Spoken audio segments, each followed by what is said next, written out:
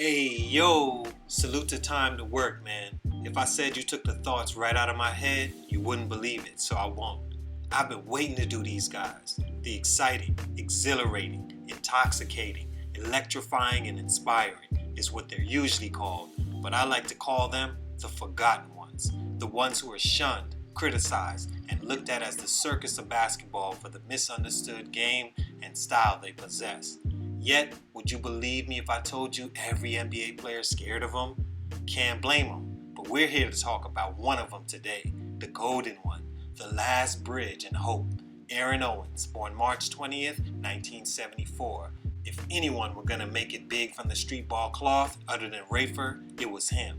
And why was he? Because dude had game. My personal favorite street ball player and one that's been copied and emulated all across the world. He had shots at it, he did, but here's why I won't say he didn't stick, but why the NBA world missed out on one of the best basketball talents of his era and last bridge to a dying oasis. It's your boy JC Stunted Growth. Ash, get it, man. Stunt number one, the wrong era. Plain and simple, and you've heard me speak this way about guys before. But if there's anyone in the history of sports game that could have definitely benefited from being in a different era, it was Aaron Owens.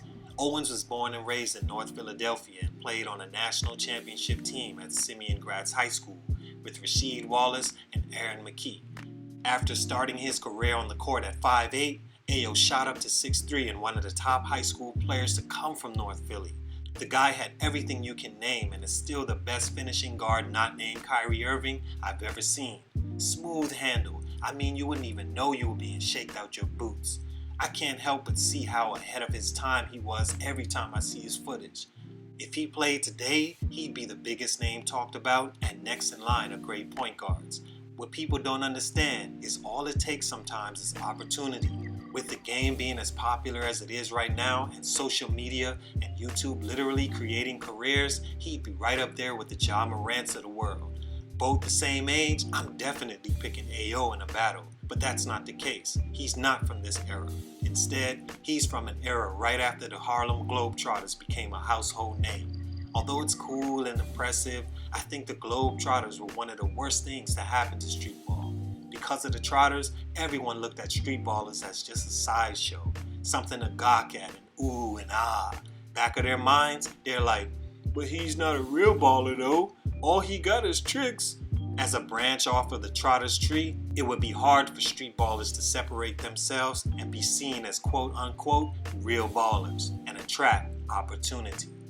Stunt number two, if you can't have it all, take none. Remember that word opportunity I mentioned? Well, because of the times he was in and the stigma of street ballers surrounding his game, Ayo did not receive a full opportunity like he should or could have gotten. He would go on to play his college ball for a few small schools and JUCOs like Henderson State, where he was a Division II All-American. After leaving school, he would be drafted by the Fort Wayne Fury of the NBDL, where he won a championship and would also spend some time in the D-League, where he was actually pretty solid, yet no team would take a chance on him. He still had that stigma of you can't trust him on a real franchise because of his background. But man, just look at the things this guy does with the basketball. Look at how quickly his mind must think and how far ahead of the play you have to be to do what he did. Yes, people, there is such thing as being too talented. We see it every day.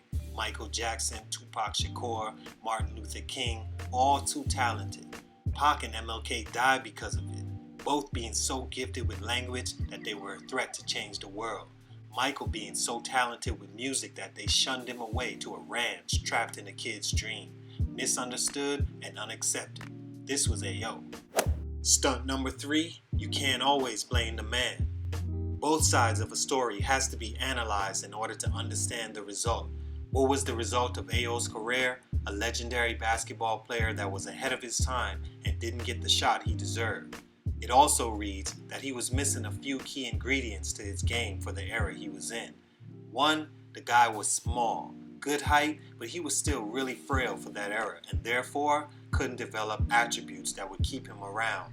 Things like rebounding at the guard position or posting up, locking down on defense, that's what separates you. 2, he had no real jump shot. And this is the biggest thing street ballers haven't cracked, is how to shoot game time shots used in high level basketball.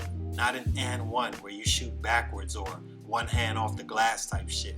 No, curls, pin downs, flares, pump fakes, step backs. In the D-League, he shot 22% from 3 and rarely took mid-range shots.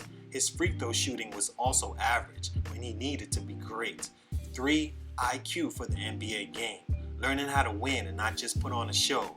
Ayo would go on to star on the And One tours in the early 2000s and is still a legend regardless. I just wish he could have gotten the opportunity to do it on the grand stage. It's your boy JC, Stunted Growth, and I'm out.